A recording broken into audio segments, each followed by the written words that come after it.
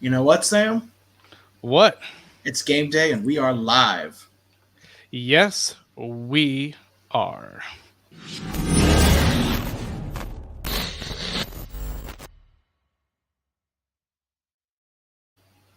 All right, we're back with another episode. And Sam, this isn't really a normal episode because this is our first live stream that we are hosting. Sam and we've been on live streams, but we haven't hosted them. But this is going to be fun, isn't it, Sam? We already have guests. It's going to be great. We're going to be joined shortly by Tim Donnelly. To kick us off, it's going to be a heck of a show. We're excited. It's going to be a fun time to start the season off with some guests talking about the Hurricanes, which is our favorite thing to talk about. Yes, definitely. And while we wait for Tim Donnelly, let's I believe we have some comments already. Let's see here. Good JTM old friend. Fire. We got a good friend Graham, which we're not gonna show that one, but No, thanks Graham. we'll show Graham. I think Okay, should after the change recent the name. natural disasters, the Canes should change their name. Um, no, they're not going to. I mean, they would have to change the Lightning. They would have to change the Avalanche. They would have to change all kinds of people. But Graham, we love you. We're so glad you're watching this. Yes, Thanks for thank the you, views. Mr. Graham. Um, and Oh, we got to show. JTM Fire. Yeah. Yeah, we're excited. We're excited. Then you got to show our good old buddy Griff, who's also watching us. Thanks for joining, Well, Griff. You know you're awesome. let's hold up here because we finally have Tim Donnelly. How's it going? Hey Tim, well, thanks for joining us live from PNC Arena. I see. Yeah, we're outside getting ready to do a live show starting up here in about a half hour. Awesome. Well, thank you for giving us a little bit of your time to join us and talk about the Hurricanes. Of course. Let's do it. It's opening night. I got all the energy in the world. This is going to be awesome. Honestly, I'm just going to open the floor up to you. And what is your thoughts? Preseason's over, off season's over. It's showtime tonight. Well, I was actually just thinking about this, just talking about it with my producer. Last year we had a show similar to the one we're doing today, live outside at PNC at the time, now the Lenovo Center.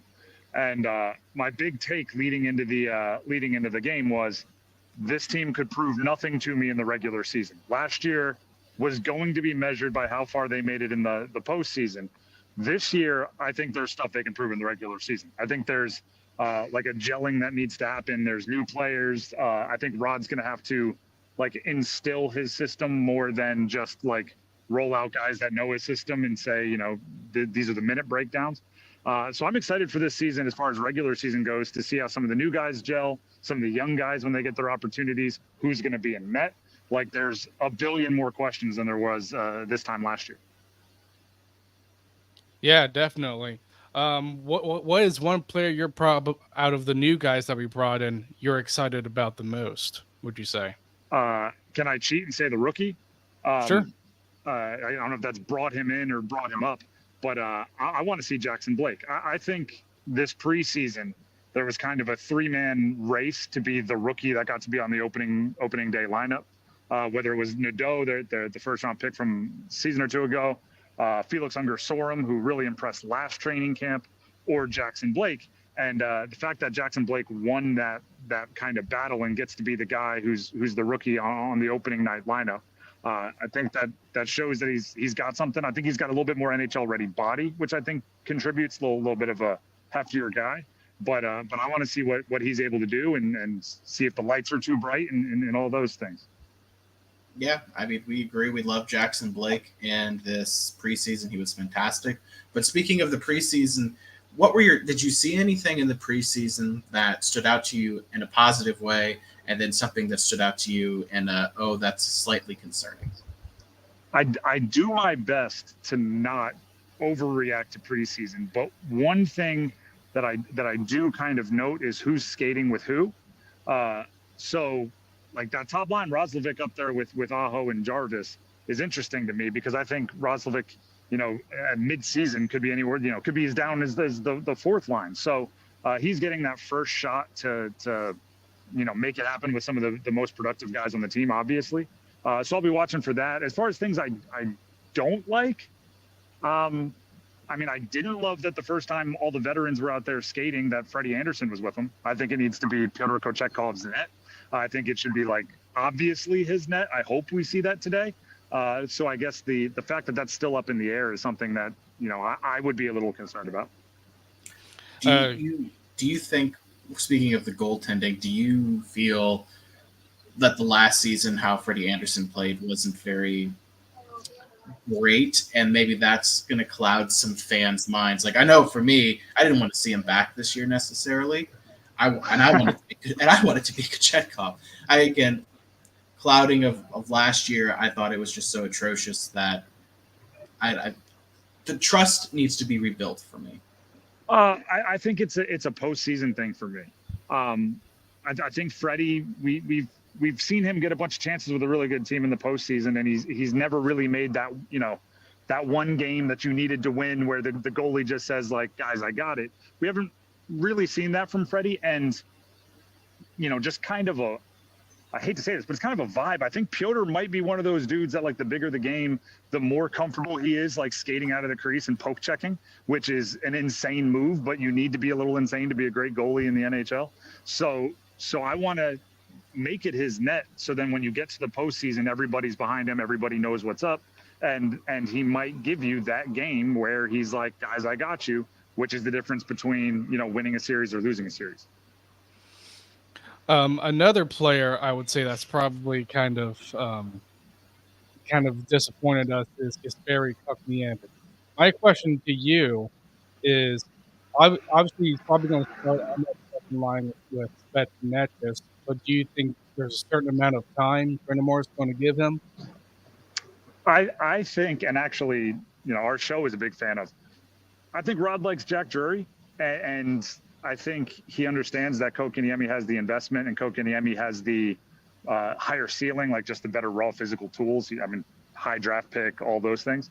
So I think you give Kotkaniemi the chance. I think he and Necas are both guys that, if the Canes are going to reach their potential, have to level or two up from last year.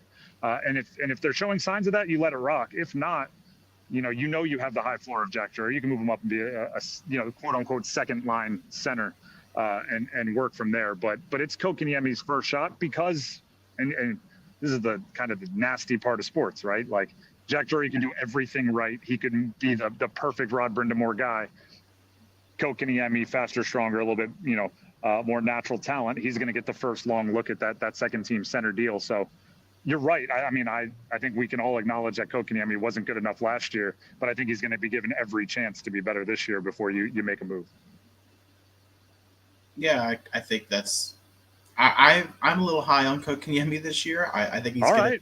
He impressed me enough in preseason that I thought he looked very good.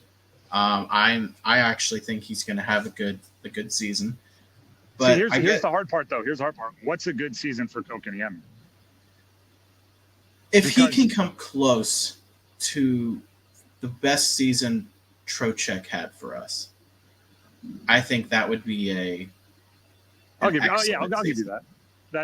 I mean, the hard part is, and I think Svetch is this way a little bit. Like, you look at their physical ability and your expectations jump to 1,000, and then you look at their production and you lower them. But I just don't know how far to drop them down because they're both just, you know, physically gifted. Yeah, definitely. I mean, you have KK probably playing with Svetch or Netjes. Mm-hmm. I mean, do you think that there's a higher expectation because he's playing with very skilled guys in those two guys?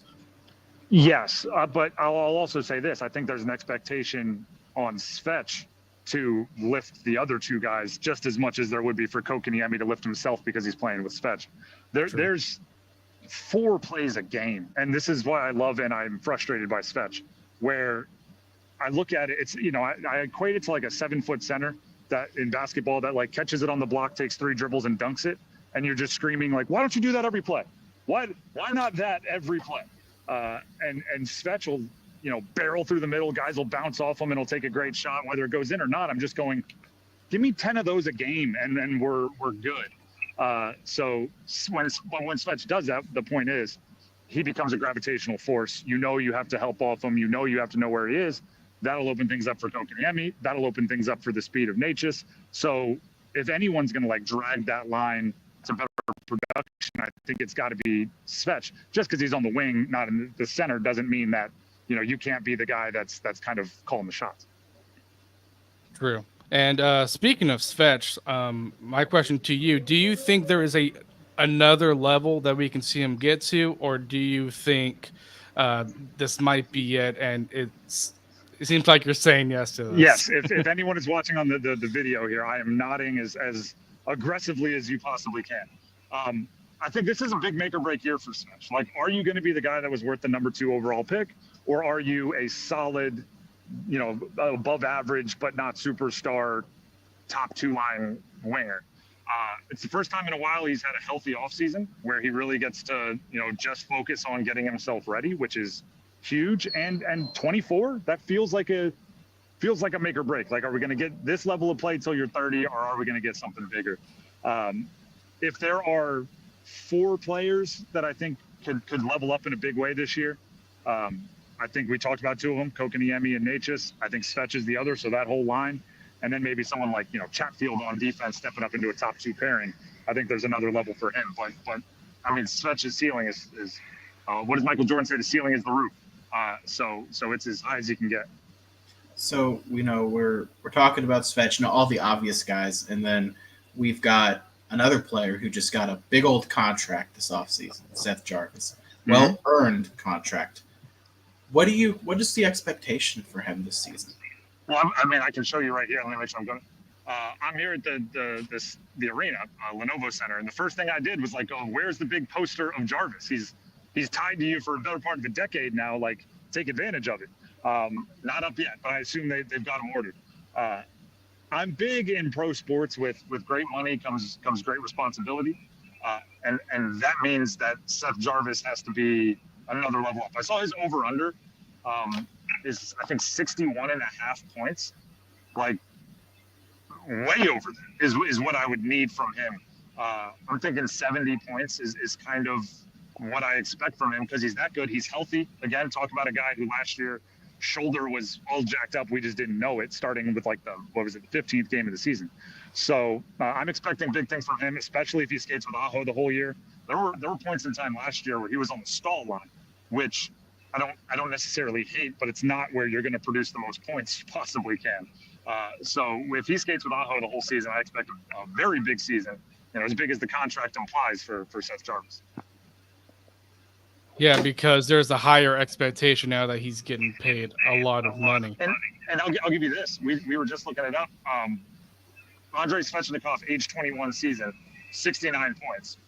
Seth Jarvis last year, his age 21 season, 67 points.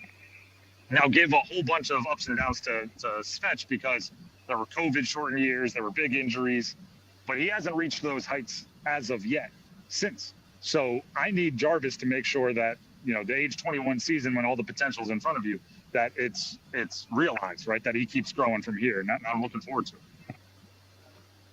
Yeah, definitely. It's definitely going to be interesting how Jarvis competes. What do you expect? I kind of want to talk about like the depth guys.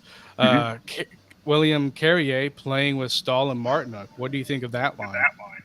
I think he fits in with that line really well. But I'll also give Stahl and Martinook a lot of credit. It seems like, you know, Niederreiter, the guys last year, it seems like whoever you put in that third spot with that line is going to be solid. So Carrier was brought in to be just that. He's brought in, I mean, he's not the biggest free agency signing in the world, but he's brought in to be solid. And I think he will be. I think that third line will be exactly what you think it's going to be, which I'm not saying that as like, nothing crazy. I'm saying that like, that's awesome. It's exactly what you think it's going to be. Yeah, I mean, every season, Stahl, Martinook plus, you know, other guy has been like, excellent. Foss, last year there's Jarvis, like I said, Nino, like you can throw a whole bunch of people in there and like they just rise to the level of Stahl and Martinook, which is why I'm so happy Martinook's back as well. That was touch and go there for a little bit in the offseason.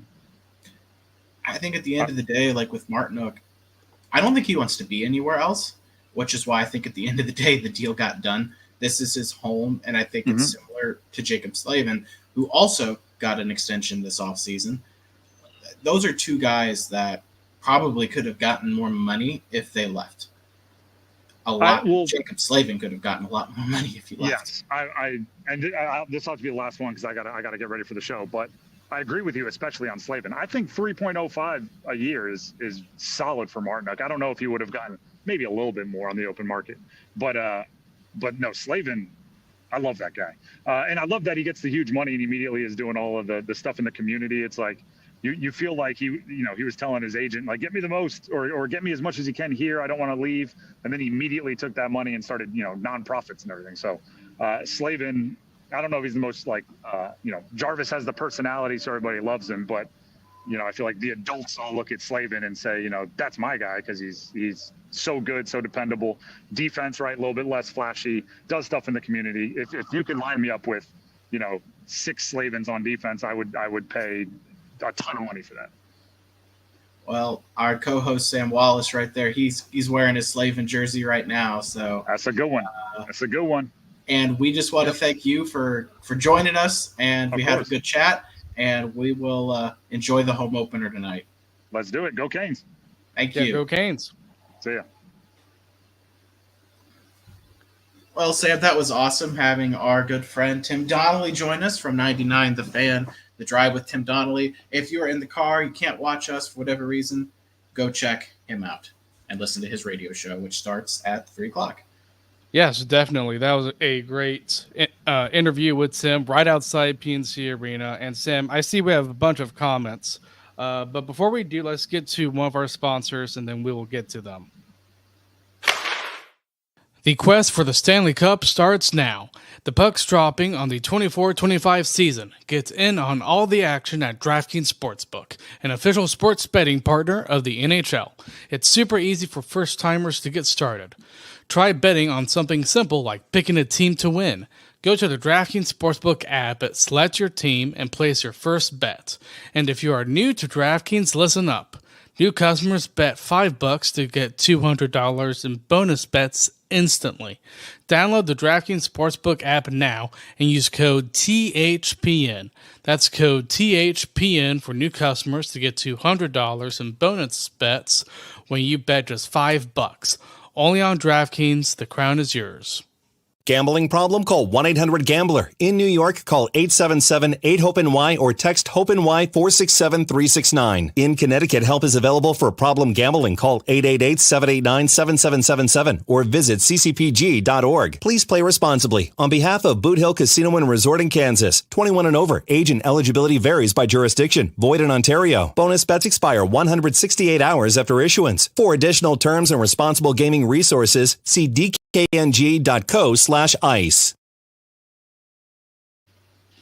All right, Sam, we're back, and I think the last comment we went through was Griff. I just want to show that. He said, congrats on the live stream. Thanks, Griff, from Caniac Sessions. We big fan of their show, and yes, they love ours, and we love helping them out. And in fact, we have a guest coming on, not from them, but our other friend, The Warning Take, will be joining us toward the end of this show. He's going to help close us out tonight. But Sam, it's going to be you and I for a little bit, and then we're going to have have another guest. So make sure you stick around. Adam Gold is going to join us, longtime friend of the podcast from when we first started. He's been coming on for the show since really the beginning. So we just appreciate him as always. So we look forward to him coming on. He's wrapping up his show right now on the air. That gets off at 3, and he's going to hop on around 3:15, so close to the top of the hour. Adam Gold will join us to talk about the opening night, and it's going to be fun times. Yes, there are a lot more comments, Sam, so I'm going to go through them. J-Rex waves at us. I'll wave back. Let's see, Sam White Snake. I don't know how to pronounce the first part of that, but he says, let's go White Snake Wallace. Sam, he's talking about me. Somebody you work with, Sam? I have no idea, but thank you for watching and listening to us. JTM Fire, he says, I'm interested to see the Roslovic is on the first line. Yes, yep. I am. We saw that in the preseason. But again, I try not to overreact with preseason, but when it comes to regular season, that's going to be the biggest test to see if he can be with Aho and Jarvis. I think the skating wise he can. It's just does he have that skill? You know. Yeah, and I think he'll be fine. I mean, he's a fast player. He's a solid player. He's a defensively good player. And I just want to see more from. I want to see how that works. I'm excited to see that tonight. Jackson Blake is, yeah, he's going to be awesome. It's always exciting to have a rookie make the roster. Sam will be there tonight, so we'll get to watch him do his rookie lap around the rink when he skates tonight. Or no, he would have already done his rookie lap because he has played in the National Hockey League. Because last year, Jackson Blake got some games. That's right. So but was it? Were they both on the road though? Yes. So this will be his first home game as a rookie, I believe. So good for Jackson Blake getting to play in front of the home crowd as a rookie. It's always exciting.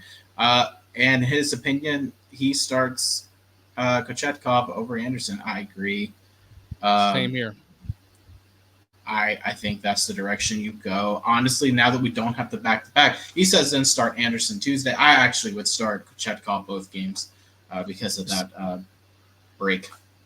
I wouldn't mind it because, again, he's kind of starting with the rotation. That rotation did work last year late in the regular season, but obviously if Anderson can't do it, then sometimes you're probably going to have to ride Kochetkov. And we've already saw Anderson falter in the playoffs. So that's our take. Mr. Graham Blake, one of our friends, Sam, says, Graham, shouldn't you be working? We took the day off, but you, sir, you should be working. Go and go get those units for your good buddy Willie. Oh my gosh, he's going to kill you. Yeah, probably. He is. Isn't it home to anyone on the team? Well, no, because not every player lives in North Carolina. Aho, I think, goes home for the summer. Some of these guys live overseas and they got family overseas, so they still live overseas. Yeah. Some of them live in Canada, but a lot of the leadership lives here. Stahl lives here. Martinuk lives here. Slavin lives here. Svetch, I think, lives here. He's building a house here. Chatfield lives here. Slavin and Chatfield and Stahl and I believe Martinuk live here. Yeah, there's a lot of the guys that do live here, but a lot of it's just because when you come here for, depending on your term and depending on the reality of the situation, you don't. Like Brett Pesci didn't live here. He was here for a while, and he didn't live in Carolina. He lived in New York. So, it would be awesome if every player lived in Raleigh, but some of the guys, because of family, they don't. They have places to stay here, but they don't necessarily live here. Yes, and Sam, one of my co-workers, Jordan Martin, said, Sam Wallace, Troy wants to know why you didn't show up for work today. I took today off, for the record. Yep, so did I. I used a PTO. Yep, so. We all took the day off. It worked out for me, but I know you planned it for the home opener. I was initially going to go to Florida, and I realized it was a home opener. Yeah, Jordan apparently said, hey, Sam, this is Tamika. Good job, guys. Thanks, Tamika, for watching. JTM Fire, is the audio weird? Hopefully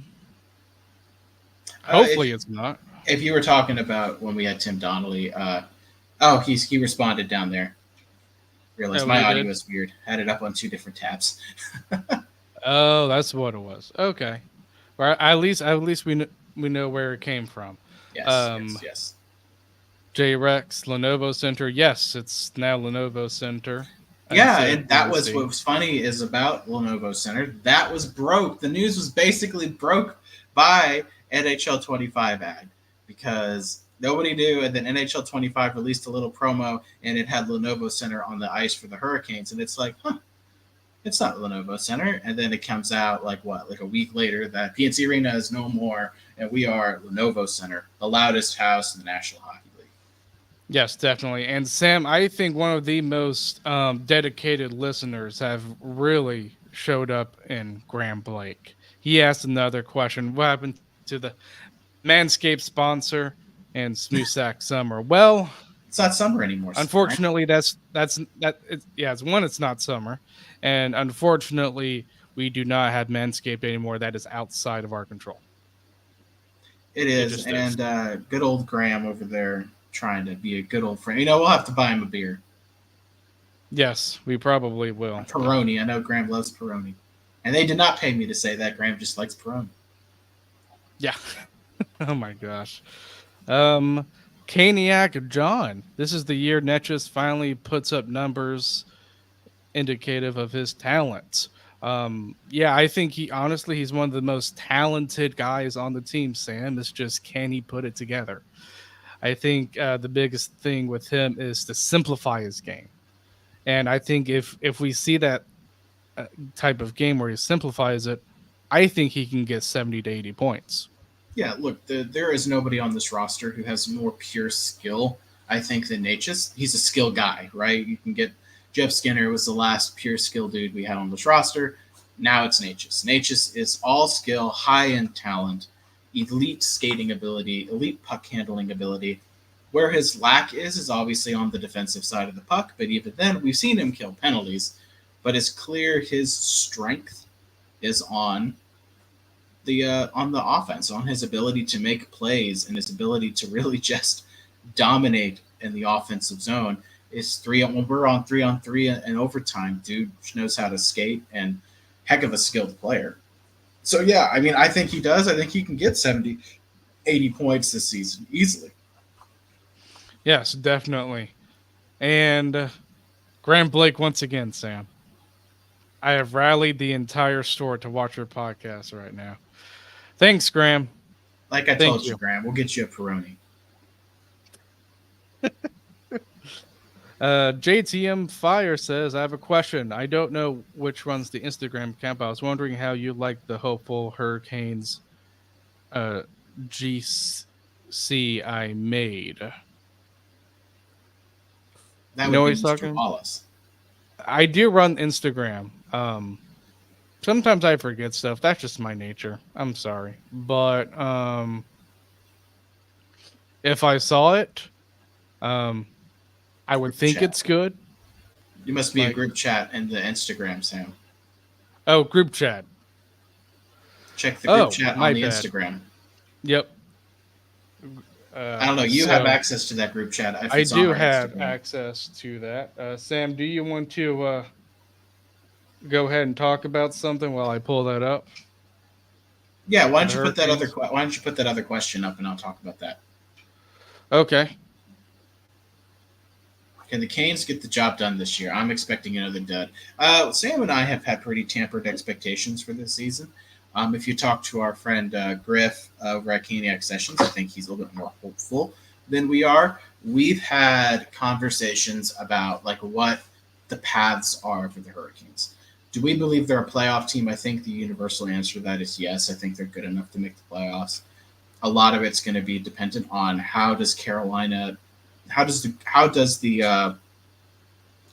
this group gel? How do they work together? We've seen in this system sometimes it takes players, mostly on the blue line, time to acclimate to the system. The benefit here is only really one of these defensemen has to acclimate, and that's Walker, because Gostisbehere's played here before.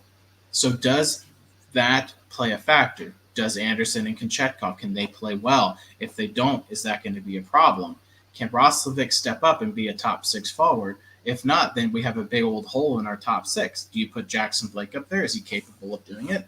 Do you give Carrier a shot? Martinook's played in the top six before. Everyone knows that I am wildly against Jordan Martinook playing on the first line.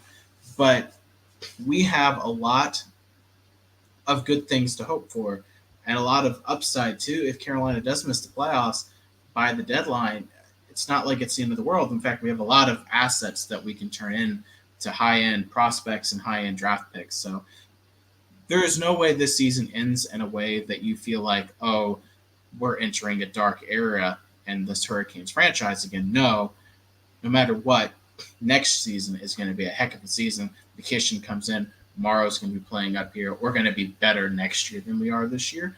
But there is such a thing as bracket luck and other things, injuries. There's so many factors that can play a role in what happens this season.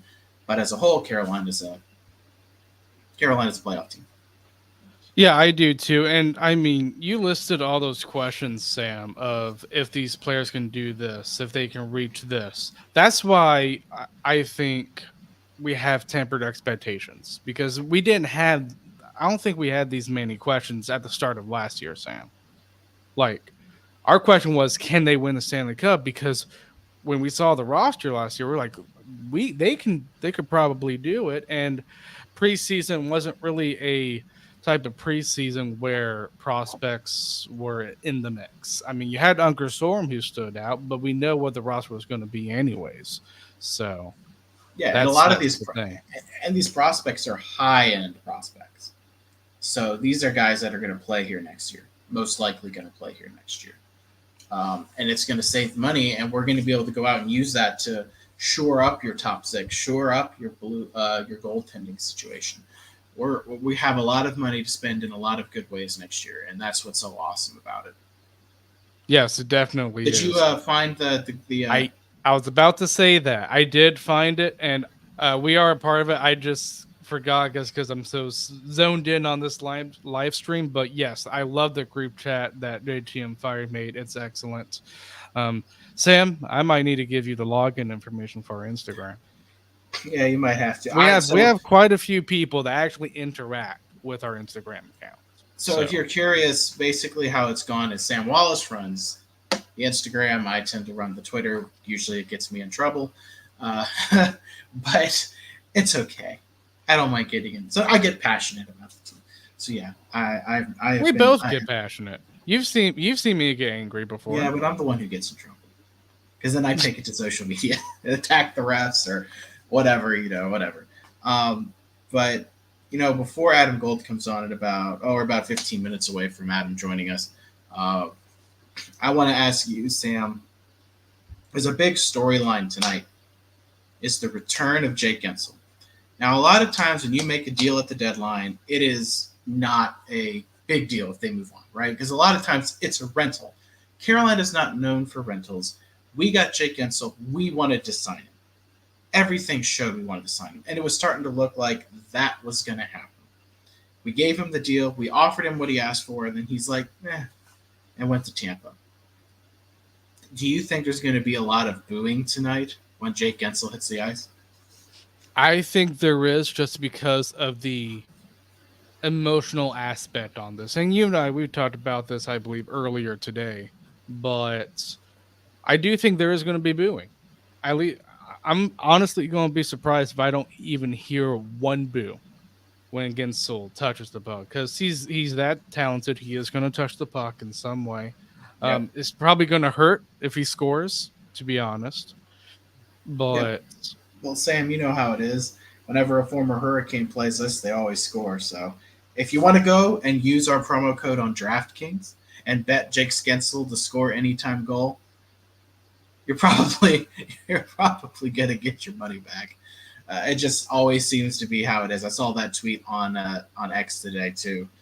Someone says, "Oh, DraftKings or whatever, they're giving away free money because you can get Jake Gensel anytime goal scorer." But that happens a lot, right? These guys want to score against their former team. Yes, and I mean, back to the whole Jake Gensel thing. Like, I mean, if you feel like you are worth more than what Carolina's asking for, that's fine. But at least say something and then just be like, okay, I'm looking for another team, instead of it being lingering. And again, I think there are both faults to this. I think, honestly, the waiting of the negotiation is more on Hurricanes' side of things. Whereas for Gensel, I think for him, it was just bad faith. Especially, I mean, it was released on an article on The Athletic that Aho even called him. Yep. And I was just like, I'm like, it's just discouraging to hear. You're gonna hear boos because of that emotional aspect that a player did not want to play here. That's just how it is. We're not booing him just because we think he's gritty, but we're booing him just because he didn't want to play for us. And I think if you can delve more into that, I think that sounds a little bit more understanding from a fan's point of view. Yeah, I mean it's true. And Hunter just texted me saying he wants a shout out. So Hunter's watching, everyone's watching. So we have good friends who are willing to get on and watch us do our first live stream. So thanks to Yeah, your employment place, Sam, because they're all wanting to say hi. They are. Oh yeah, we've already gotten comments. They all said that they're watching. Yeah. But we have more comments. Sam Graham, a dedicated listener of the Caniac Reports. Where's the merchandise? Y'all need merch. You know, this is probably the 10th question that has been presented to me from Mr. Graham Blake. And since we're live streaming, Sam, I don't think this is the question that needs to be answered on this live stream. No, that's my answer. But it's funny, you were talking about wanting to get a jersey that says Caniac Report on the back. That'd be funny. Yeah, but I was just thinking. Yeah. Well, I mean, I think a lot. If people seem interested in it, maybe we'll put a poll out there sometime and see what y'all think. Yeah, maybe. Well, that'll be a question for another time. And then Graham Blake, he's dedicated, Sam. Very dedicated to the Caniac Report. Not many interacting on this live stream. Well, you know what? Not many are interacting on this live stream, but we do know how many are actually watching, Sam. And it's a pretty good amount. Oh, okay. So, I can't. See? I can't see, but I trust you. So. I see the view count. It's pretty good. We'll have to maybe we'll announce that at the end if you feel like it. But really, at the end of the day, what we wanted to do this live, because Sam and I talked about some stuff over the summer. What we wanted to do, we wanted to introduce video for you guys, and then we wanted to do a live stream. And we were like, what would be a good day to do it? And Sam and I both happened to be off the day of the home opener, and we're like, this is perfect. Let's do a live stream on the day of the home opener, the start of the regular season. It's time to get going and start for the season. It's a great way to kick this off. Don't get used to it. We're not going to do live streams all the time. We're going to do them every now and then. We're going to do it for big events. So like if something huge happens, maybe Sam and I will go live and talk about it, for 15, 20 minutes. You'll still see us on our friends, Caniac Sessions, Warning Take. We love hopping on there whenever we get a chance. So don't worry. We'll always have our regular podcast, and this will probably be put up, Sam, as well for the regular podcast as well. So, but this is going to be an awesome step for us, and we're excited. So we're glad to have everyone who can listen, everyone interacting, our good old buddy Graham Blake, huge Caniac Graham Blake, huge Caniac. I know. Hunter Dupree, all those fun people out there listening to the podcast. This question showed up, Sam. I don't know if I want to answer this. You want to answer this? No, that's stupid. No, I'm not answering this. Not on this live stream. Sorry, Jordan. Here's an actual question. On a serious note, does Rod need replacing? Sam, you and I talked a lot about this. Mm-hmm. Well, I don't think it matters anymore. He's here. No. He's here for long term. Does he finish out his contract? Not a lot of coaches do. So historically, my guess would be no. But if you're going by what this franchise has done, I mean, Rod's going to stick around. So really, it's a 5-year contract too that he has. Yeah. So like and Tom Dundon doesn't like dead money, so it would take a lot for Dundon to fire Rod, because that's what it's going to be at this point. It'd be you're firing him. You're not just not re-signing him. So knowing historically, I would expect Rod not to finish the contract, just in the NHL as a whole. Knowing Tom Dundon, like all Hurricanes fans do, he doesn't like wasted money. It would be wasted money because he would still owe Rod that money for that contract. So if I'm betting, I bet Rod stays for the full 5. Oh, I do too. It shows that he really loves this place and all that stuff. So we'll see how, the coaching dynamic does, but I do think 5 years. I think there's a good chance that the Hurricanes become a playoff team during those 5 years because I do think he's that good of a coach, whether we need him or not. You know. Hmm. Well, I mean, we're already a playoff team. It's whether or not we become a true contender. Like, can we get over the hump? Can we get back to the finals under Rod? I think he's going to have to evolve his system a little bit, and maybe we'll see that this year. That Maybe I we'll do see agree. that next year, right? Management needs to be more willing to open up the pocketbook for high-end talent, something they struggled to do. That is one of the factors why Gensel's not here.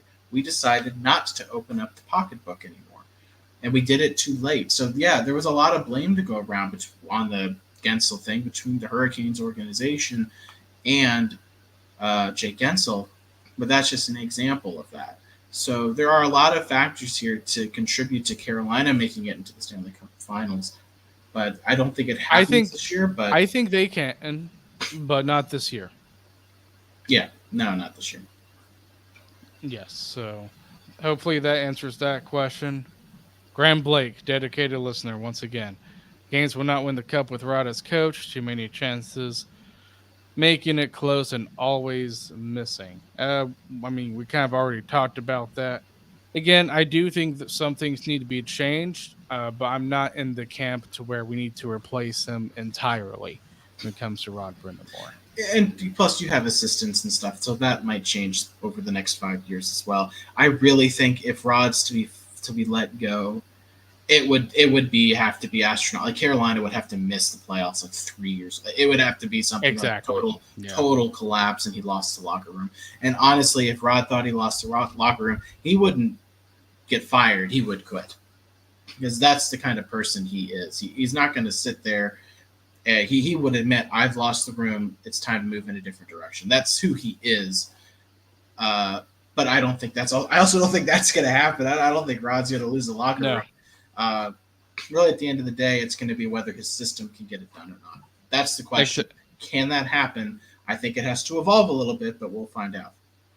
Yes, and I mean, just to work off of that, like from what I have heard, especially reading articles like on The Athletic, is that Rod is not only is a great coach for players, but he sets up a great culture. And if you have a coach that does that, he probably is going to stay for some time being, obviously, for that certain team, because building a great culture is very important, and that culture is winning. So, again, I do think this Canes team is going to be a playoff team. You said, Sam, that you wouldn't be surprised if they missed the playoffs this year. I wouldn't be surprised either. Carolina can finish anywhere between a playoff, between second in the Metro and missing the playoffs, and I'm not going to be shocked. Like, I think that's the way. Like, that's the size of what could happen. Yes, definitely. We have more comments, Sam. Keep reading those. Caniac John says, been very excited for the live stream. So thank you, Caniac John, for listening to us. Yes. Jordan Martin, again, he is one of my co-workers. He says, how do you feel about the Canes copying the Braves with the building up around the stadium district? So it's not Carolina copying the Braves. This is a very similar thing to what Nashville did. So if you want to talk about the blueprints, and actually that question is from Hunter. He did it through Jordan, Sam. It is from Hunter. So, okay. Honestly, it's a good question. I think it was done as a mimic from the Nashville Predators. So Nashville has an entertainment district, which is what Carolina is trying to do. So I don't know if it was necessarily copying the Braves. My comparisons that I've been hearing, it's comparing it to Nashville, to what they have down in downtown for them. But I love it. I love the idea of it. I don't care who they copied it from or whose idea it is. I think it's a great idea. And if it's the Braves or the Preds, I don't think it matters. It's a good idea. It's something you want to have, and it's beneficial to NC State, beneficial to the Hurricanes, it's beneficial to Raleigh. Right, it brings in revenue. So you really, at the end of the day, you have to thank the Centennial Authority, the governor's mansion, North Carolina politicians for getting this done. Tom Dundon for bringing everybody together from the state level from the local to the state level to make sure this gets done. This is huge for the state, huge for the city, and huge for the teams. Yes, definitely. And I mean, I kind of agree. I mean, when it comes to like the copying thing, I mean, okay. if you want to think that. But I really think having an entertainment district is going to be good for not just the Hurricanes, but for the city of Raleigh. I mean, you haven't really had something like this for a hockey team in Raleigh. So I think it's a great opportunity to do it with the Hurricanes. And guess who we have, Sam? We have Mr. Adam Gold. Welcome back, sir. Thank you for joining us as always. You're always welcome on. Thanks for putting up with me on my ride to.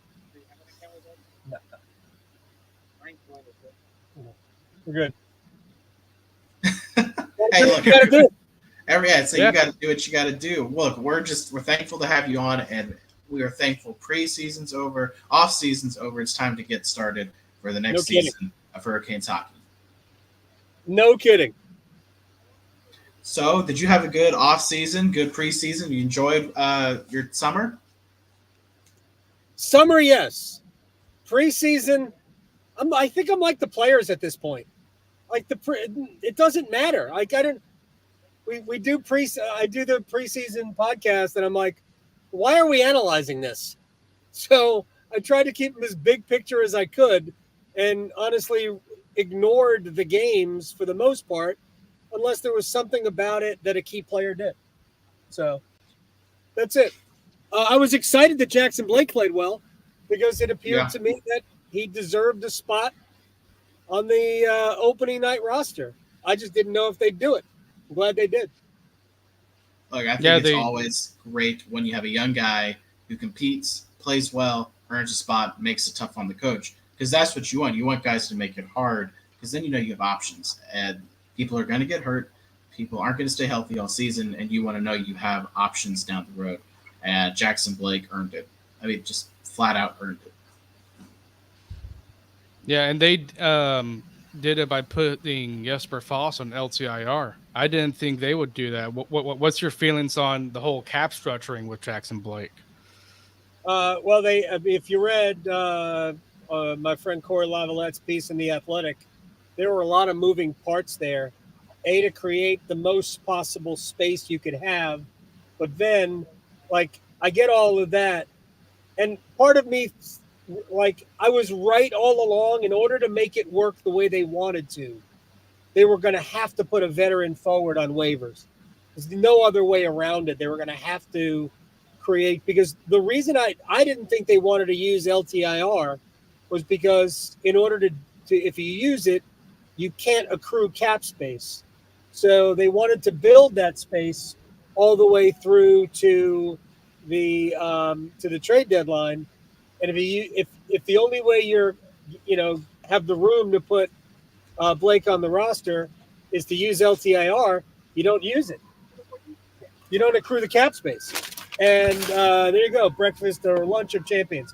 So I didn't think they would use it, but then the way they did it kind of not backwards. They did it the right way. They created the space, and then they exposed Tyson Jost to waivers, which is tough because, here's a veteran who's, played a lot of good minutes in the NHL, and I think it will help Carolina at some point during the year. There's no guarantee that Jackson Blake is ultimately, the answer or an answer for them over the course of the season. I think he'll be fine, but there's no guarantee. We could get 10 games into the season and Blake looks overmatched and the Hurricanes move on. And Blake goes to Chicago and plays with the Wolves. And Tyson Jost comes up and the Hurricanes get another almost another $120,000 of cap room to play with, because Jost was making NHL minimum of $775, and Blake's at $906. So even better for the cap room. But they did a lot of creative things. I'm going to talk to Tom Dundon about that later, whether it's deferring the money for Seth Jarvis's contract, or it's how they created this additional cap space. It's borderline brilliant. I wonder how many teams in the NHL are mad at the Hurricanes. Because I think there are teams that are mad. I mean, I would believe that. I think Carolina probably didn't make people happy when they offer-sheeted KK. I think Carolina has done some things that have been creative since Tom Dundon's taken over, and this is just another example of that. And I think it's a benefit when you have someone with the brains that Eric Tulsky has. I was on record of not wanting that to be the direction they went in, but Eric Tulsky's got one of the best brains in general. He's a smart dude, and anyone who says otherwise is just flat out wrong. But the man is a physicist. Yeah, that is, and he's working in hockey. That is no joke science. That is, I mean, a physicist. That's next level.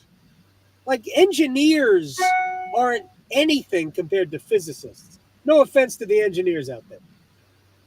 Yeah, no, look, Tulsky is brilliant, and the cap that they have been, working around and making work has been pretty awesome. And going into that, now we have opening night. I want to give you the floor and just to kind of see what are your expectations. We'll start with tonight and then go from tonight to expectations for the season. I mean, I think we're going to see, like we have in most seasons, I think we'll see kind of a helter-skelter game. I think that's generally what the beginning of seasons are. It takes about 3, 4, 5 games to settle in. Remember last year, the Hurricanes' penalty kill was an unholy mess for like 10 games. And at one point, their penalty kill was humming along at a cool like 65%. And we went, whoa, this can't. And it ultimately ended up being arguably the best in the league. So actually probably was the best in the league after that start. It was crazy good. We didn't realize their power play would also be among the best in the league, but either way, but so I don't really have expectations based on tonight. My expectations are over the course of the season, and I think more than in past years, there are questions that need to be answered. And there are questions, and we could ask a question about each of their 4 bona fide scoring forwards. We could ask them one about Aho and Jarvis and Svechnikov and Necas, and we could spend an hour going through those 4. Can Aho get a little bit better? Can he be because I think we would all agree on this, and nobody is asking him to be McDavid, McKinnon, Matthews, anything like that, especially since his last name doesn't start with an M. I just realized that they're all M's. Can he be noticeable every night? Because this has always been the case with Sebastian. There are nights where he's just there. That happens to everybody. But can he be absolutely noticeable every game? And so that's my question for him. Is Jarvis second half of the year Jarvis, where he's pretty close to a point a game?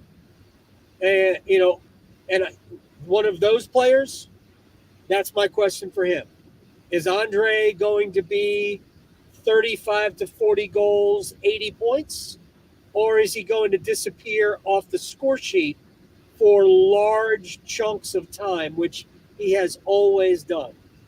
Necas, can he play the 200-foot game? Because I think if he does that, then Marty will get all of the other numbers. He's too talented to not be successful offensively if the rest of his game is there. But we have other questions. Will Dmitry Orlov look better than he did in the preseason? My only alarm of the preseason was, oh my gosh, number 7 needs to be better than this. That was my only alarm. It was bad, except for the first period of the last home game against Tampa. He was great, best player in the first period of that game, but he was atrocious the rest of the game, and he wasn't good in the other 3 games that he played. So can we get better Dimitri? And who's going to be the goalie? Ultimately, I think it has to be Kochetkov. But as my suspicion, and I'm virtually positive about this, we will see Anderson start tonight. So I want to go into the goaltending real quick. You said, I heard, because I listened to all of your episodes, and you said shortly after Carolina's out, Freddie Anderson had just an atrocious series against the Rangers. I think they scored twice from behind the net, almost identical in game, I think, 4, and then in game 6. Game 4, we got away with it. Game 6, not so much. That was fall game. We got sent home. I did not want to see him again at all, and that was I had no belief in him.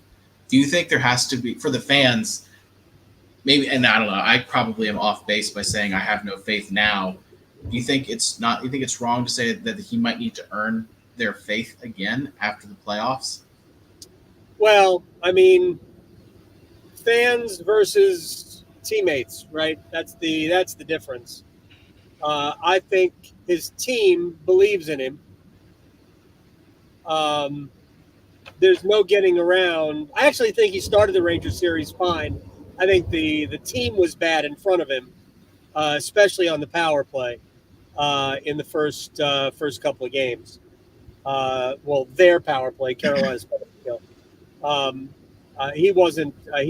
But he was certainly awful in when crunch time came in Game 6. They did get away with it in Game 4, but he played well in Game 5. Played well up there in Game 5. So, yeah. But my feeling was that I just didn't think you can run Freddie out there again in front of these fans. But it's really about the team. And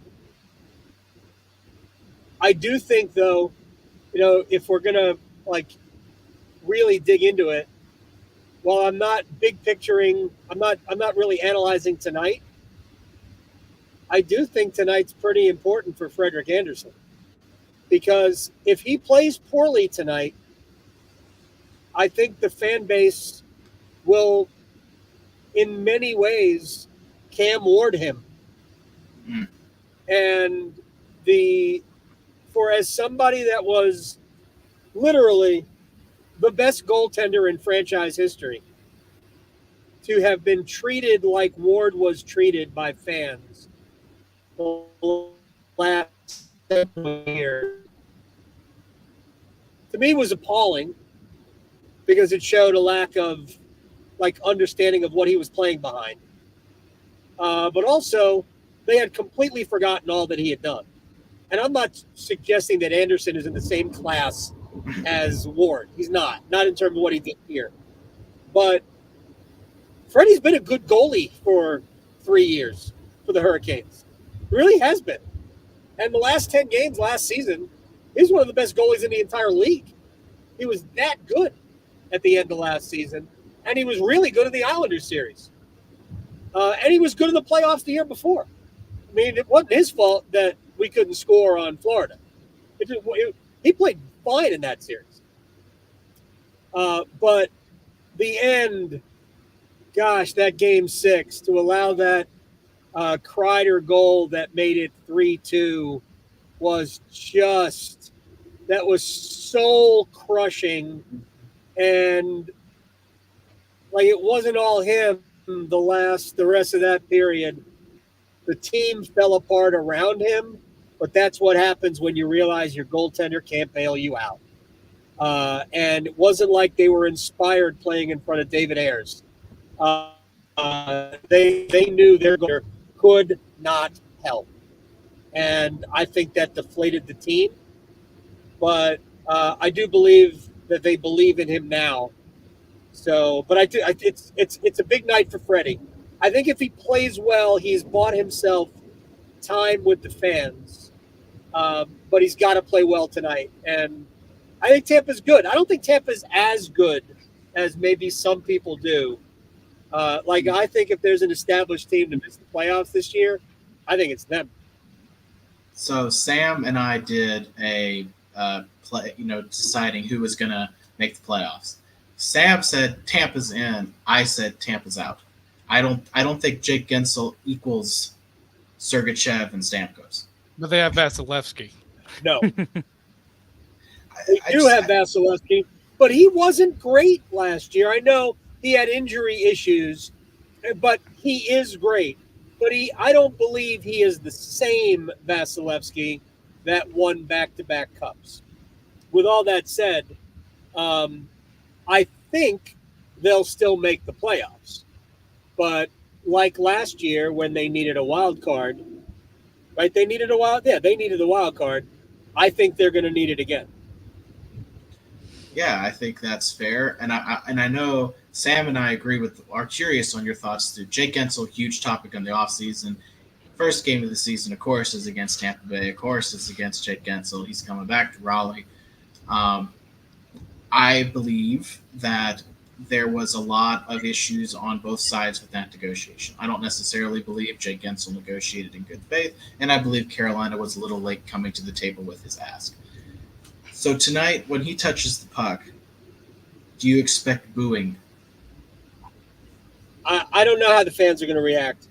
I would not. There's no way. Pardon me, as my wife's trying to call me. There's no way I would boo him. I don't believe he negotiated in bad faith at all. I think he wanted to be here. I absolutely believe he wanted to be a Hurricane. And I think the fact that he's not a Hurricane was Carolina trying to get a discount on top of a discount, which is not uncommon for this franchise. It just isn't. That's my read on the situation. Jake Gensel was always going to be worth 8 times 8, always, and that was the ask. And had they met the ask early enough, he'd have been a Hurricane, which would have meant that Martin Necas wouldn't be here. But that's the balance you run. I think they tried to get Gensel for closer to 7.5.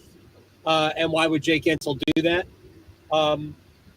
So I don't believe he negotiated in bad faith, and I don't blame the Hurricanes for trying to get a better deal, a deal that fit for them, because maybe they were trying to get Gensel and Necas at the same time. And maybe they were going to do Gensel, Necas, and Seth Jarvis on a bridge, which would have they could have possibly done all three.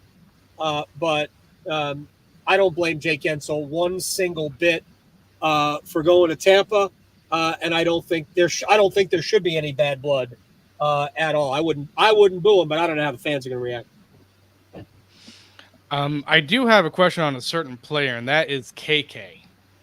Do you think he's going to be that second line center or not? Because that's a huge question. I mean, he's going to be the second line center. I don't know if he will be a good second line center, and I guess that's the crux of the conversation, right?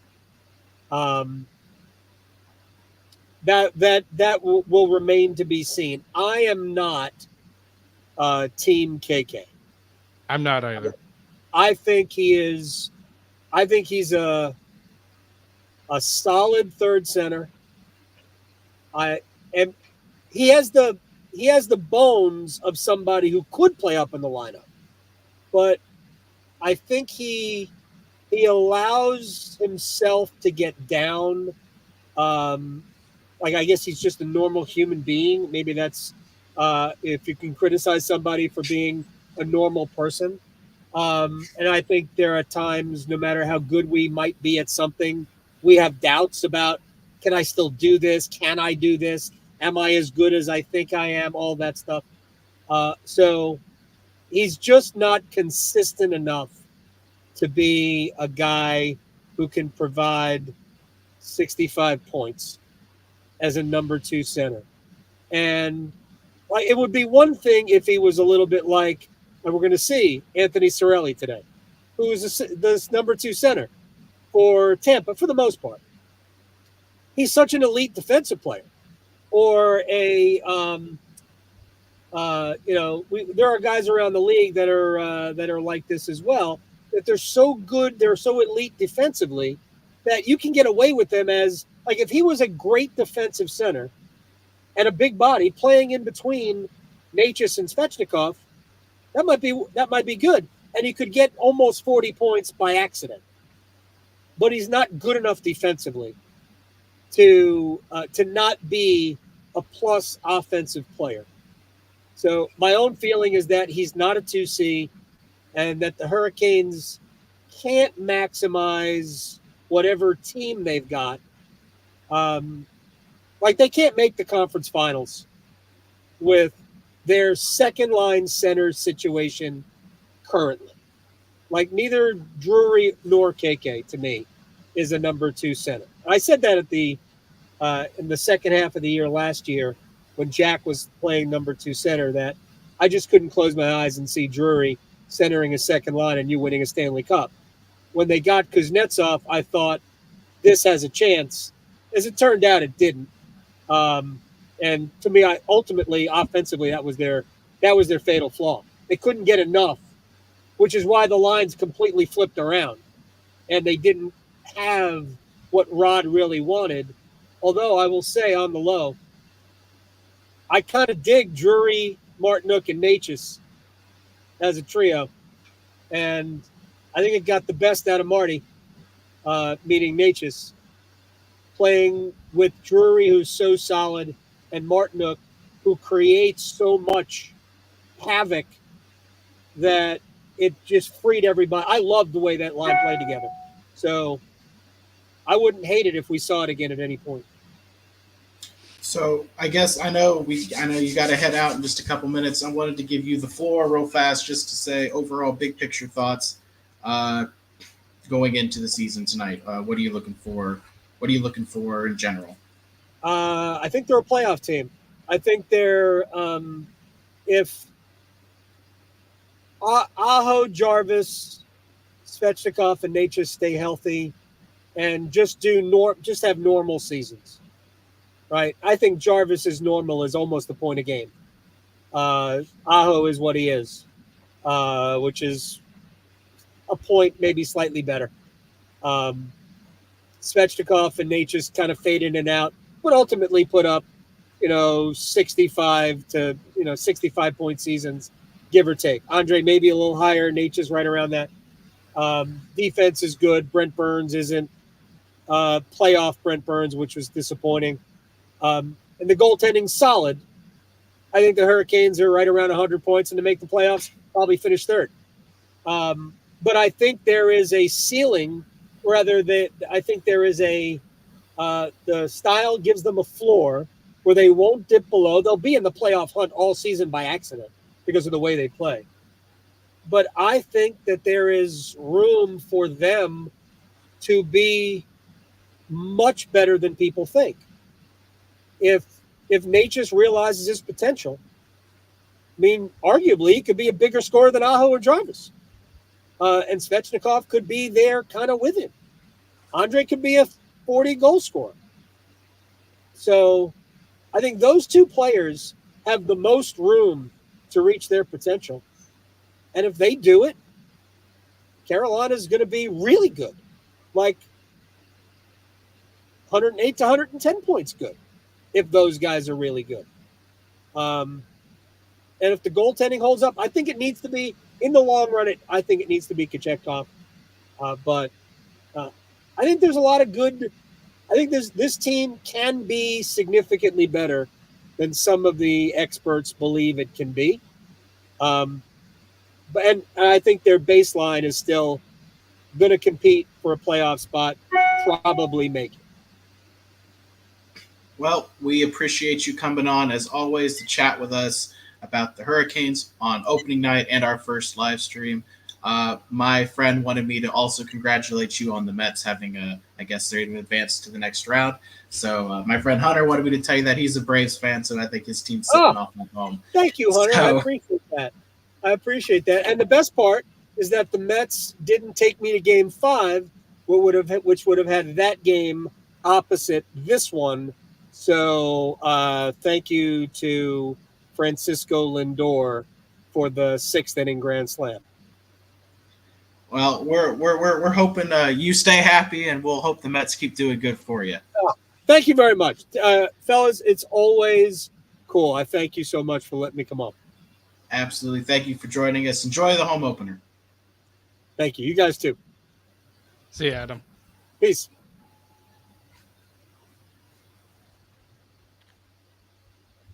All righty. Well, that was fun listening Yeah. to. Is he still on? Or I there can't we tell go. you. Only you can see. there we go. Okay, yeah, he went off, but that was fun talking to Adam. I always like he has really good insights, I think. Yeah, Is he's what sets him Hurricanes apart. insider. Brilliant dude. Knows a lot. Close with Rod. Always a good conversation.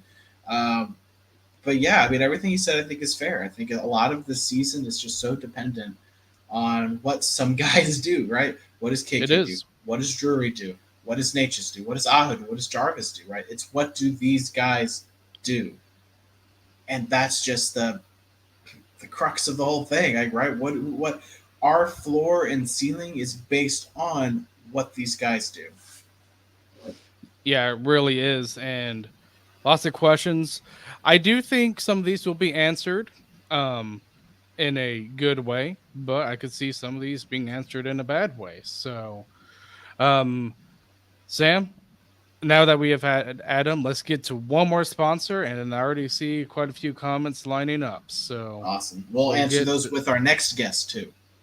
yes, definitely. What gets me excited about watching hockey is the fast-paced nature of the sport. Yes, that was Sam Driscoll, our other co-host that you heard.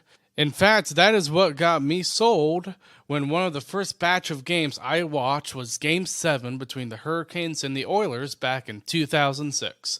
Now, when it comes to going to Hurricane games, I am able to see quite a few great deals I'd like to go to in the future using the Game Time app. One of its features that I like to use are the seat views because it helps me visualize what I will be seeing when I'm sitting in that particular seat. Another key feature I like is the all-in pricing that shows your total upfront cost with no surprise fees at checkout. Take the guesswork out of buying tickets with Game Time Picks. Download the Game Time app, create an account, and use code THPN for $20 off your first purchase. Terms apply. Again, create an account and redeem code THPN for $20 off. Download Game Time today. What time is it? Game time. All right, Sam, we are back, and let's get to quite a few comments here. I believe I'm trying to see the last comment that we covered here so I can move forward. From Kramer. Again, my whole workplace is watching. Are the Hurricanes going to suck again this year? But we've already answered that. Yes, we have. And Kramer said, hey to me. Well, tell Kramer I said hello as well. Oh, my boss, Troy. Uh-oh, Sam. Have you guys come up with something to do pregame besides using the Minnesota Vikings skull chant? Okay, well, first off, we don't do that pregame. No, we really don't. That's a post-game thing. And it also was not started by the Vikings. It was started over in Europe. Oh, really? I did not know that. Actually. Vikings took it up, but it started over in Europe. Graham, dedicated listener, as always. What did Adam order? I don't know. Didn't see it. Yes, and we'll stop at the comments real quick here because we have another guest in, Brandon from The Warning Take. What up, Brandon? Hey, what's up, guys? Can you hear me okay? Oh, Yeah, yeah, I can we hear you. you. Okay, good. Yeah, I was running around doing all kinds of stuff today. Thank you for having me. I'm sorry I'm a little bit late. No problem.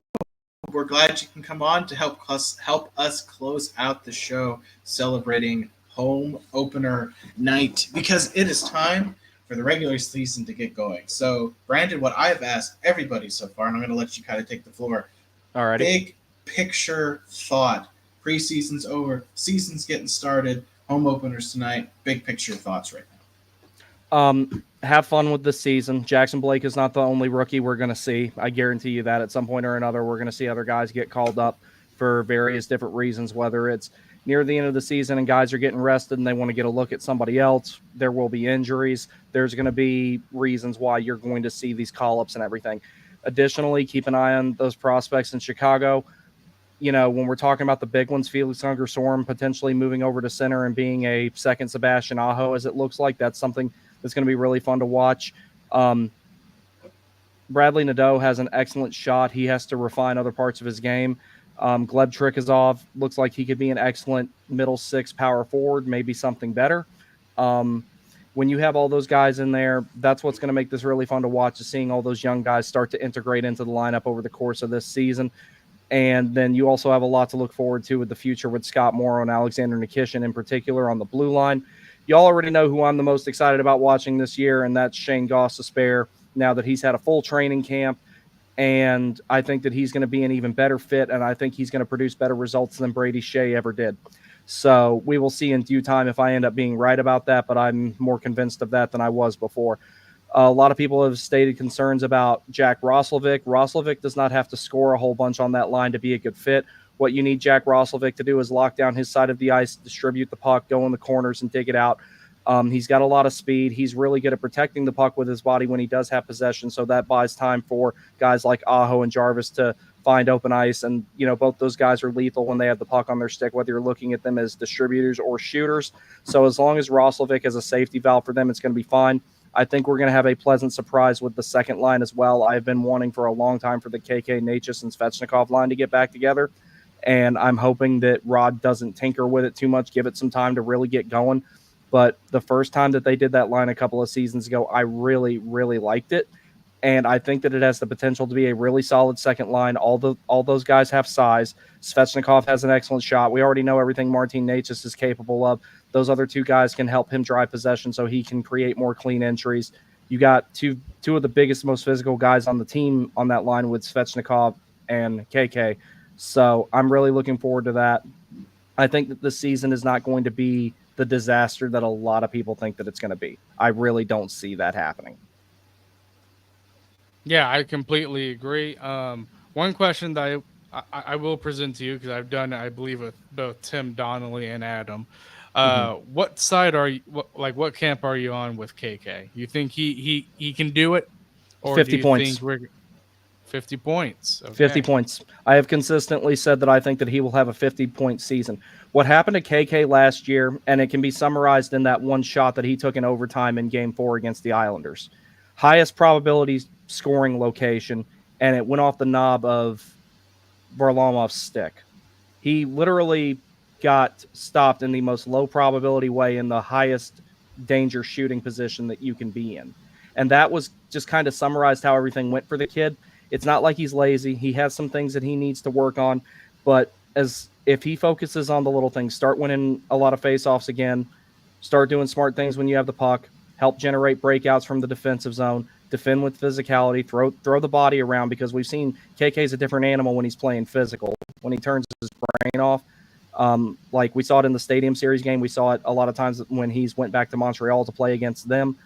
I think that if he gets those little things going, because KK doesn't have any gigantic issues, he just has a bunch of small ones. And over the course of time, it snowballed and it affected his confidence. You could see it in his game. I think that if he sorts out the little things first, then eventually the points will start coming back. When he starts doing the right things defensively, when he starts throwing his weight around, eventually he'll start going to the front of the net. He'll start getting greasy goals. And then next thing you know, he'll start producing at a similar rate, if not better than what he was at the end of last season, the end of the season where we went to the conference finals, and then a little bit better than what he did at the start of last season. I think that potential is absolutely there with him. Yeah. And he's playing with Svech and Natchez on his wings, who can be two great wingers. Do you think he needs to be that 60-point center? Because we just got off the call with Adam Gold. Sometimes, as long as you're a very good defensive center playing with two possibly dynamitic wingers, you think that could be enough? Yes. Reason being is because, like, not all too dissimilar with what I just mentioned with Roslovic. KK doesn't have to put up a ton of points. If KK puts up 50 points and 30 of them are secondary assists, then he did his job as far as I'm concerned. What he needs to do is play, like you're saying, and like Adam was saying, play good defense, have a good defense first mentality, be good on the zone exits, help generate the breakouts. There's a lot of times where Kokiniemi didn't get an assist, but he would create offense by way of puck distribution in the defensive zone. That was the stuff that when he was playing really well, that's when he was putting up points. As long as he's playing good defense, winning faceoffs, and making sure that Svechnikov and Natchez are the guys who can drive possession on that line, everything will be fine. And that's one of the things that is upsetting to me about some opinions of KK. They don't look at the things that he did do well and then see where the negative stuff started snowballing. They just say, well, he doesn't score, therefore he's not good.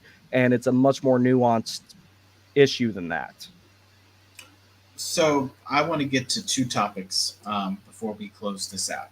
And you're here, so they're tailored to you, and I want to have this conversation. You had this conversation with Griff on Caniac Sessions, but I want to have it here as well. Jackson Blake playing on the fourth line would be the third scoring line, but you've made the argument he should be on the third line, which would be the checking line with Jordan Staal and Jordan Martinook. I would like for you to lay out your reasoning behind why that's what you think should happen versus him on the third scoring line.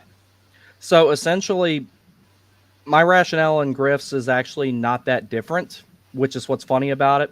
That's why it's basically we had the disagreement we had about basically swapping one player with another and essentially leaving the rest of the lineup alone. My opinion of it is, one, I have to talk about William Carrier a little bit for this to make sense.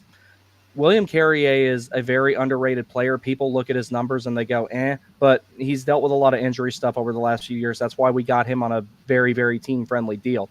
So William Carrier is one of those guys that can provide you a little bit of an above-average amount of depth scoring. I think that if you put him with Jack Drury and Eric Robinson, Brendan Lemieux, whoever else is going to be on that fourth line long-term, I think that the scoring potential of that line goes up. I think that line ultimately has a higher goal differential with William Carrier there.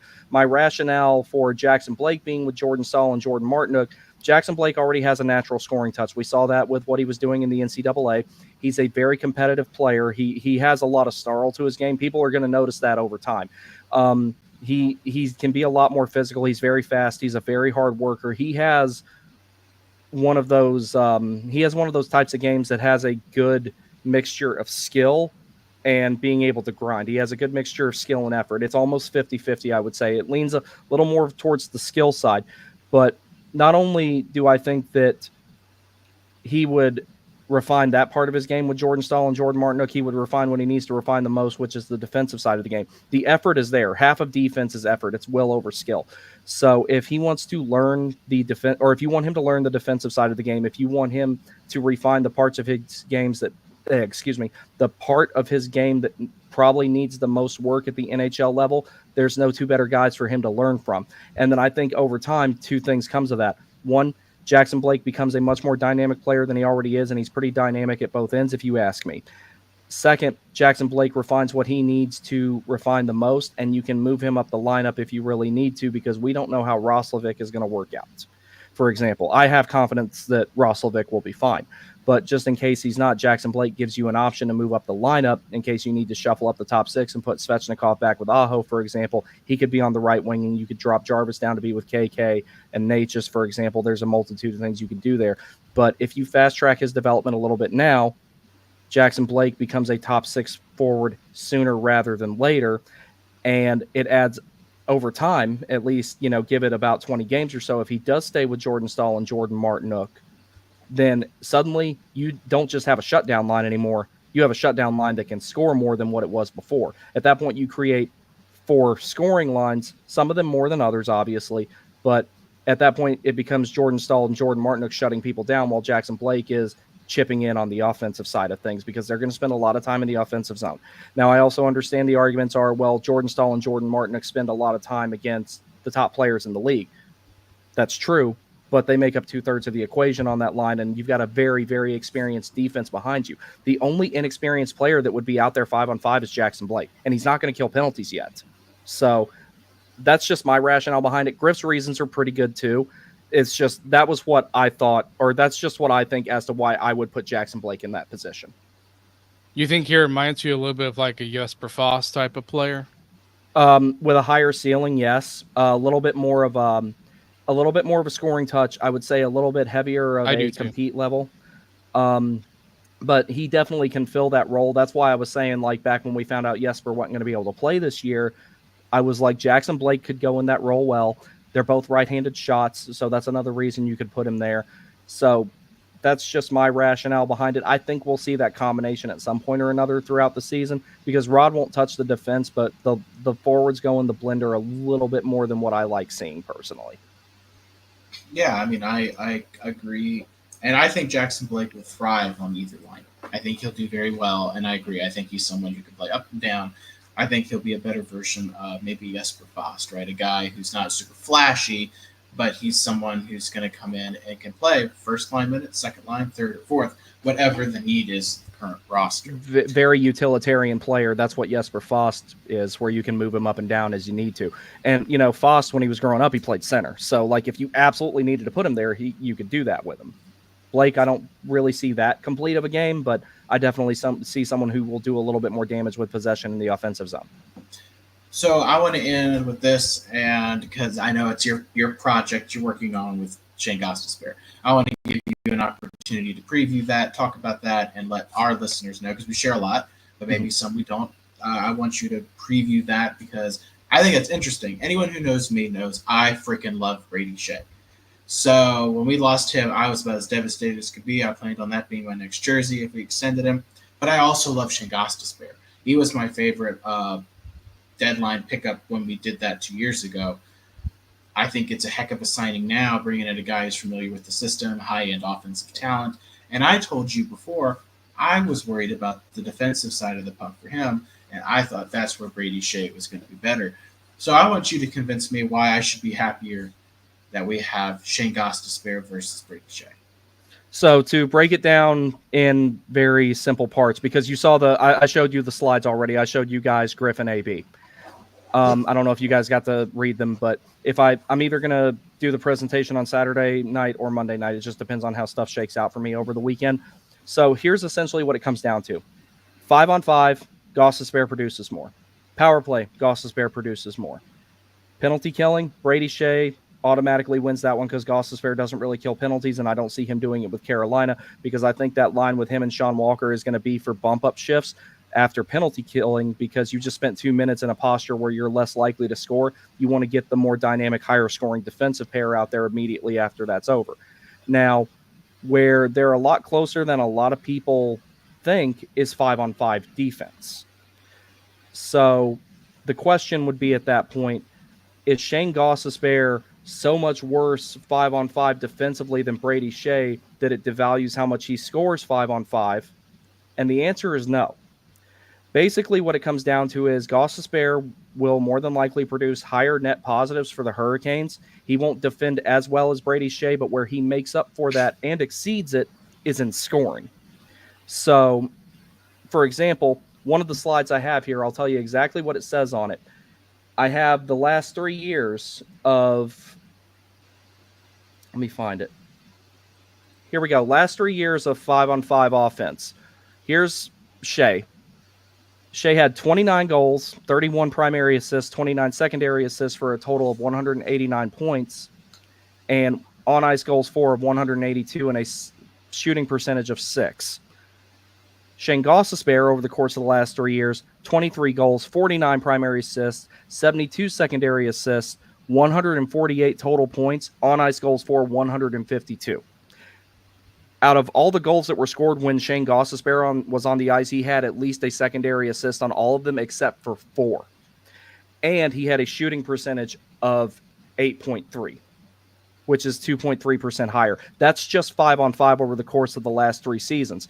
And that was the 3 best seasons of Brady Shea's career. Shane Gostisbehere has not hit what he's capable of doing again like he did. So when he signed the big contract in Philly, before he got injured a bunch of things fell off and everything, or he kind of fell off a little bit. That led to him getting shipped out to Arizona, where he revitalized his career. And he did what was best for his wallet by not taking the 2-year deal that Carolina offered him and going to Detroit, getting a heavy front-loaded contract, and then coming back here on an even better deal than what I imagined we would be able to get someone like him for. So essentially what it comes down to is, I don't look at hockey as just offense and defense. I look at it as offense, defense, possession, and situational.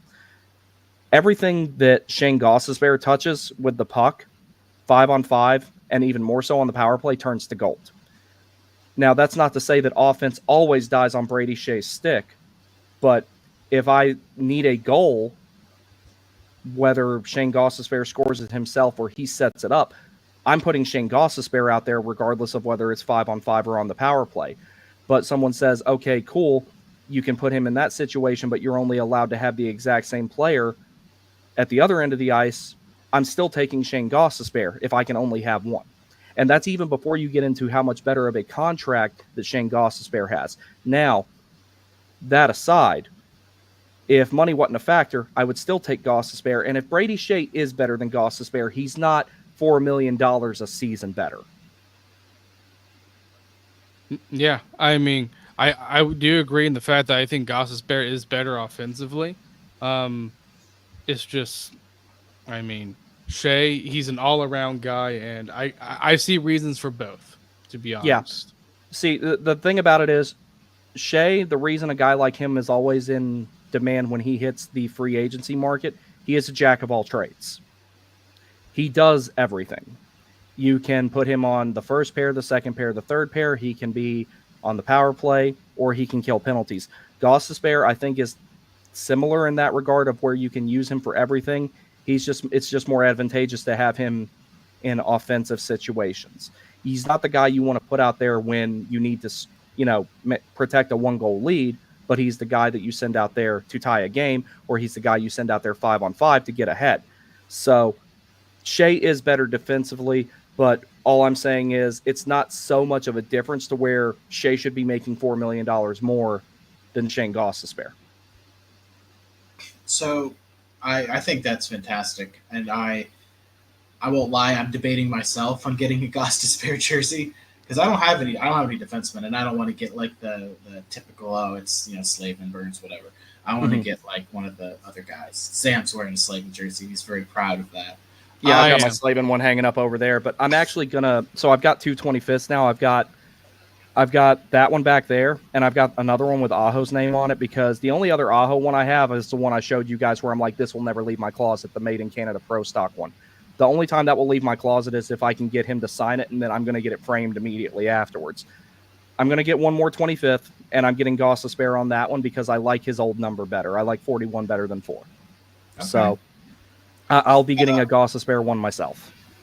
So let's end this awesome live stream that we've done. And Brandon, thank you, and thanks to all the guests who come on. Can I plug one more thing in here real quick, because I know you guys got to head to the game. I'm going to be doing a pregame show between 5 and 6 over on my channel. So if any of you guys want to come over there and watch that, basically over the course of time, I'm going to refine that to be a little bit more detailed every week. One of the things I'm planning on doing is like tracking, like, how they have the line tool in Money Puck. I'm basically going to like screenshot that after every game and compare it throughout the course of the season. Today it's just going to basically be talking about kind of what you guys talked about today. And I'm planning on doing a post-game show too. So if any of you guys are available for that, you're welcome to come on there. I'll send you links and everything. But yeah, if anybody wants to, keep the stream party going, that's maybe not making it to the game, because for those of you who don't know me, I actually don't live in North Carolina. But I will be in Pittsburgh next week. I'm looking forward to that. Well, yes, no, check out his live stream for sure. It'll be great. They always are. We've been guests on it multiple times. It's fantastic. Yes, but Sam, I want to finish this with talking about the last question that I see there, because I think it's a good way to talk about it in a conversation you and I have had before, and you've commented on it before. And I would like Brandon's take on this as well. So long-term, is it this question right here? Yes. Long-term, can Jarvis step up to second center? He is small, but he gets better and better on the faceoffs. It is a poorly kept secret that Carolina's second center is probably the biggest need. If it can't be KK, Is this an answer? So, what do you guys think? Is this a possible answer? Is Jarvis? I think so. I have a question as the answer. Is Brind'Amour willing to put Jarvis as second center? That's probably my question to Brind'Amour. I think if he is, then I think Jarvis can be an excellent center. In fact, I believe Braden Point is a pretty small player as well, and he's pretty good as a center. In fact, I actually see a lot of Braden Point and Seth Jarvis comparables. But I think Seth Jarvis can be a second line center. I really do. He's taken faceoffs before. But there is that lingering thought in the back of my mind. Is his height going to be suitable to be that second line center? It's just a lingering thought. I just don't know. Something I just don't know. So you were right about Braden Point. He's 5'11", 186, so he ain't much bigger than Jarvis. So one thing to consider, Jarvis was drafted as a center. I mean, a lot of forwards that become wingers are. Jarvis has the speed. He has the defensive side of the game, henceforth him finishing 8th in Selke voting. I expect him to be higher this season. He's got the 200-foot sense of the game to where I think that it is absolutely feasible that he could do that if he had to. Now, what it comes down to is how is Felix Unger-Soren going to work out at the second line center position? Or are we going to make a trade that comes out of nowhere, kind of like the Vincent Trocheck one did? That's the other things we have to consider. If there's a need for it, I definitely think Jarvis can fill that. I think he's capable of it. And we've already seen Brind'Amour turn Aho into a center, but there was also a need for it there because Victor Rask, when he had the kitchen accident, it was kind of like, okay, what are we going to do now? And we were pretty much out of options at that point, and Aho had to be tried at center, which is something the second season of Aho's career, I'm like, you know what, this kid's got a lot of, and I wasn't an Aho believer at first. I'm like, this kid is gritty. He's really skilled though, but he does all the dirty defensive work, all that type of stuff. I would be interested to see him play center, and he transitioned to it seamlessly, and I think he became a better center than he ever would have had been as a winger. So I would say that Jarvis can do it. If the need arises, he can do it, but I don't really think that that's the plan. I think the plan is for Felix Unger-Soren to be that, and like I said on Caniac sessions last night, imagine a few years from now, if your center lineup is Sebastian Aho, Felix Unger-Soren, Jesperi Kotkaniemi, which I think that he would fit perfectly in that 3C slot because I think he's a middle six center with a little bit more of a scoring upside than someone like Jordan Stahl. But get him back to where he can be in special team situations, it becomes a completely different animal. And either Jack Drury or Jordan Stahl, depending on where we're at in time. I would say that Felix Unger-Soren is starting to look like a better option there, but the kid's got to put some weight on because he got ragdolled like crazy in that preseason game against Florida. The only one I really got to sit down and watch, I was like, yo, kid, go to the gym and eat a cheeseburger. Like, both of those things will help you. That's the only big problem he has right now. But I would say that Jarvis can be the second line center, but it kind of goes back to the if it ain't broke, don't fix it thing. I would like to keep Jarvis on the wing, and it has nothing to do with size. Because Aho just finished growing into his full body a few years ago. He was much smaller when he initially came in the league. Now he's 6 foot and like 180 something or whatever. Yeah, and I do agree with you in that part too. If it ain't broke, don't fix it with Jarvis. Mm-hmm. And before we head out, Brandon, tell everybody who might not know, because we actually had a question about where they could find you in our comments. So tell them where they can find your live stream today. So I live stream on X and on YouTube. And it's at The Warning Take. It's the exact same name that's displayed on here. And I try to do a few a week. But yeah, if you just search for The Warning Take, you'll find it. You'll probably find several people who are like, don't watch that guy, he's mean. But he's not mean. Not all the time. Not. I like animals. Like I say, I think you're mean to people who need to be mean to, and I get myself in trouble too. So it's okay. We have been there before. Yes. So, Brandon, it is home opener night. This is awesome. We're going to head out. Make sure everyone listening to this, go watch this show. You want a good pregame because, honestly, let's be honest. no one's going to go want to watch the national broadcast because it's a national broadcasting game. So why would you want to listen to that when you go listen to him? So that's one of the reasons Caniac, That's one of the reasons I decided to start doing pregame shows. On the days that they're on Bally Sports, I'm probably just going to do a 30-minute one. But the national broadcast, I'm going to, I don't know if compete with them or try to compete with them is the right word, but I want to offer an alternative to listening to Mark Messier find a way to talk about the Rangers tonight, or PK Subban finding a way to talk about the Devils. So at least you will hear about the team that you want to hear about. Yeah, no, everybody check him out tonight. Sam, it's game time in 3 hours. Puck drop 3 hours at Lenovo Center. The season starts. The quest for the Stanley Cup starts tonight for the Carolina Hurricanes. Brandon, thank you as always for joining us. And to all our listeners, thank you. Sam, I'll let you have the final word today. All right. Well, again, this was kind of not the normal episode that you guys would listen to. We've had tons of guests on, but we've enjoyed their time, and we thank them for their time. We thank Brandon. We thank Adam Gold. We thank Tim Donnelly for coming on. We'll get back to our normal episode stuff on Monday. Again, like what Sam said earlier, we don't do these live streams often. It's just pre-recorded episodes. But if you have not showed up for our live stream to watch us, I'm going to be posting that on Apple, Spotify, wherever you get your podcasts. So let's cheer the Hurricanes on tonight. Hopefully they can win against the Tampa Bay Lightning.